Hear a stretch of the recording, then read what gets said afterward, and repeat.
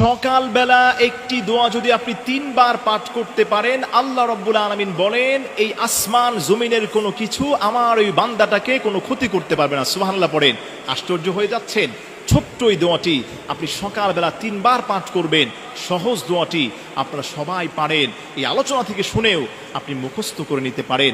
আরবি পারেন না, আপনি বাংলায় মুখস্থ করেন। প্রত্যেক দিন সকালবেলা যদি ছোট্ট দোয়াটি আপনি 3 বার পাঠ করেন, আল্লাহ রাব্বুল আলামিন আপনাকে তার নিজ কুদরতি হাত দ্বারা আল্লাহ আপনাকে হেফাজত করবে। সুবহানাল্লাহ পড়েন। সেই দোয়াটি হলো বিসমিল্লাহিল্লাযী লা ইয়াদুররু মা ইসমিহি শাইউন ফিল আরদি ওয়ালা ফিস সামাই ওয়া হুয়াস সামিউল আলিম।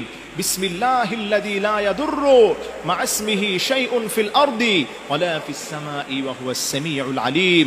আমি দিনটাকে শুরু করছি ওই আল্লাহর নাম নিয়ে, যে আল্লাহ পাকের নামটা সঙ্গে থাকার কারণে আসমান জমিনের কোনো কিছু আমার কোনো ক্ষতি করতে পারে না। সুবহানাল্লাহ পড়েন।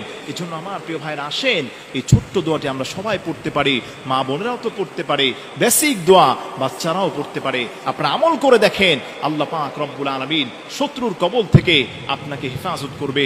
বিপদে আছেন, আল্লাহ আপনাকে হেফাজত করবে। মানুষ আপনার ক্ষতি করতে চায়, প্রতিদিন ফজরের পরে সকালবেলা 3 বার এই দোয়াটি পাঠ করেন।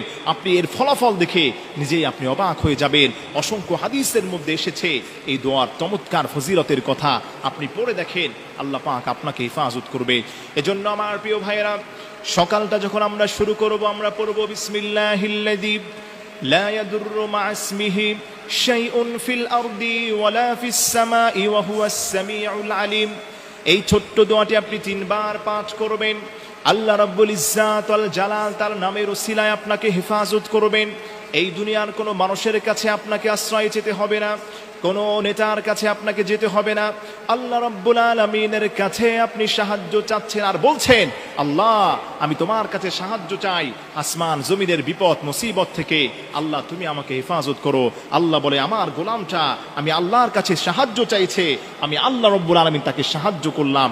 আসেন, সকালে 3 বার পড়বেন, সন্ধ্যার পরে সম্ভব হলে 3 বার পাঠ করবেন।